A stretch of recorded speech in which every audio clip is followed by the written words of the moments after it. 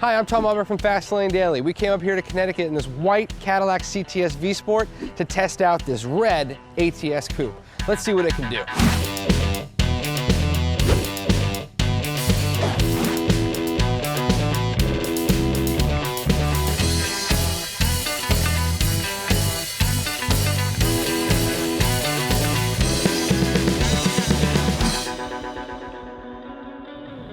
So here we have the 2015 Cadillac ATS Coupe with a 3.6 liter V6. It's smooth, it's comfortable, and BMW, watch out. All the materials you find in the ATS Coupe, regardless of trim level, are exactly what they seem. Meaning if you're touching something that looks like aluminum, it is. Wood is actually wood, and carbon fiber isn't just a neat-looking visual sticker, it's the real deal. The ATS Coupe comes in two flavors, a 4-cylinder 2-liter turbo or a 3.6-liter V6. Performance for the V6 comes in at 5.5 seconds to 60 from the 321 horsepower, 275 pound-foot of torque motor. What's interesting to note is that the 2-liter turbo has 272 horsepower and 292 pound-feet of torque. However, 0 to 60 is in 5.6 seconds. Fuel economy for the V6 is 19 highway and 28 city, which isn't terrible for a 3.6-liter V6 engine. The 4-cylinder turbo gets an expectedly better 21 city and 30 highway. I would imagine many would opt for the turbo when considering fuel economy, but bear in mind that this engine requires premium fuel, while the V6 runs on regular, something to consider when deciding on engine selection. The car comes with a 6-speed automatic transmission. Now it also has manumatic. If you move the gear lever over and you can move the gear lever up and down, you shift. It also has magnesium paddles, which feel really nice to touch, and the transmission's very responsive. There we go, 3rd gear, 2nd gear, and yeah. That sounds awesome. Each engine choice is clearly quick, but the dynamics of the ATS changes due to the reduced weight from the 4-cylinder. It feels lighter on its toes and the power comes on quick from the twin-scroll turbo. I prefer the V6 though for its throatier exhaust note and more linear power curve when getting on the throttle. Yeah, that 3.6-liter V6 roars. I'm a big fan of the way the V6 rear-wheel drive version drives, the way the power comes on and how predictable power is throughout. A lot of my colleagues driving this event prefer the 4-cylinder turbo, which, coming with the manual, is fun to drive, and don't get me wrong, but I felt at home with the V6 being the owner of a 6-cylinder BMW. A good comparison note, the Caddy ATS handles and drives like a car with some soul. Having been in the 2 and 4 Series BMW, which this ATS is going directly after, I would consider the Cadillac first, especially if you're considering a car that's comfortable, seriously quick, and luxurious. If you're in the market for a luxury coupe, I would say that handling is probably on the short list of things that are very important to you. I recently drove the BMW 235i for a few hours, and coming from a BMW 1 Series, which I'm an owner of, I was actually disappointed in the way the car drove. Now, let me explain why. First, the car really handles well, but it's active steering and electronic steering, and that's horrible. There is no feedback. You can literally drive the car with one finger, and it's no big deal. This is why I like the ATS Coupe. When you're diving into the turns, when you're driving hard, and you start throwing the steering wheel around, you feel the feedback in the steering wheel. It's not just the G-forces on your body, you really feel the car pulling and pushing into turns, which I think is important for the experience for the driver. That's something I look forward to. It may not be the fastest car on the road, but it doesn't have to be.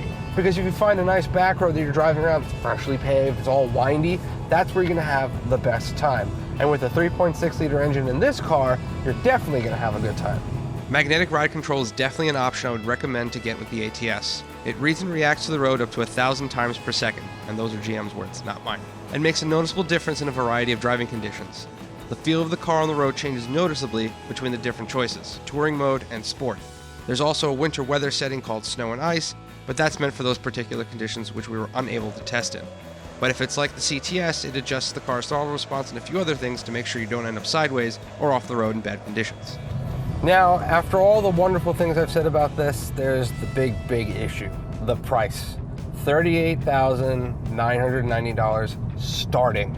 But comparing the entry price for the BMW's 4 Series at $41,425 and the Audi A5 at $39,895 with similar engine options, you're getting a lot for your money, especially performance. With a 0 to 60 of 5.6 seconds, you're a tenth of a second faster than the BMW and 7/10 faster than the Audi. We drove the Cadillac CTS-V Sport on the way up here. and that car is fast as hell, and it's got every little piece of technology you could possibly imagine available in it. Now, the ATS is a little bit watered down compared to that, so I'm going to put a couple things out there that I wish they did a little bit better. First, on the steering wheel, I'm being really picky right here. If you touch and feel behind the steering wheel, you can feel the extra fabric with your fingers, and for me, that's a little bit of an annoyance. Tighten it up. It's one of those little things that if you're a luxury car buyer or you're in the realm for something like this, for this kind of car, you're gonna notice it. The heads-up display is pretty cool. I know a lot of people aren't a fan of it, like Omar. You know, to each his own. You can shut it off if you want to, but I kind of like it. I see my speed, I see the direction I'm going, I also see the RPMs when the navigation isn't running, and all those things are really important to me because I don't like looking down. Why? Because I'm gonna keep my eyes on the road. Who doesn't want to keep their eyes on the road? Except when you're texting or talking to your friend on the phone, you know. I'm kidding, don't do that. Coming from the CTS-V Sport, which has an all LCD display, which is beautiful, to this gauge panel, I'm a little disappointed. I think they could have put a little bit more details. The nice blue hue and the white lines and stuff like that. You know, it looks nice, it's plain, not in a bad way, but if you compare it to the 4 Series or the BMW or the Mercedes, they put a little more detail into their dashes, and I think that's important. I think when you do look down from your heads-up display, you want to see something that catches your eye, that looks pleasant, not just numbers and a little LCD display. You know what I mean? And the LCD display that they do have shows a lot of information. You know, you have your trip odometer, it actually tells you the speed limit of the road you're on if that information is available. You also have your actual speed in digital display, but you can also look at your fuel economy, trip computer, all the essentials for a driver. I would definitely take this car on a road trip, by the way. It is that comfortable, and I think the passengers in the back will also be comfortable. And if you see, there's actually some lumbar support for them too, so when you're really going hard into the turns, they're not going to be sliding around too much. But that also means you're only going to fit 4 people in this car comfortably. I'm not so sure the 5th person would be comfortable sitting on cup holders, but hey, to each his own. The Cadillac Q system, which is found in this car, is the next generation. It's faster, it's smoother. The car on the map while we're driving is moving smoothly along the road.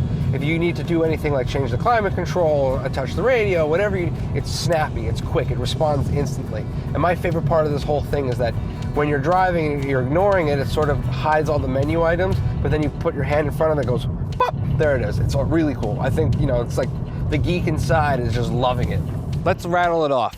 It sounds great, it looks great, it drives great, it feels great. The interior is awesome, the design is great. What's not so great? The price. You're gonna have to stomach a little bit of pain in order to get this car. Is it worth it? I think so, but you have to be ready to shell out that dough. I'm Tom Albrecht, thanks for watching FLD Tours. Until next time. Hi, my name's Tom Albrecht and I'm from FastLaneDaily. We came up here to dip, and we're here today in beautiful Connecticut after we drove up this beautiful white Cadillac CTS-V Sport to check out this beautiful red ATS Coupe. Let's see what it can do. And you look really beautiful.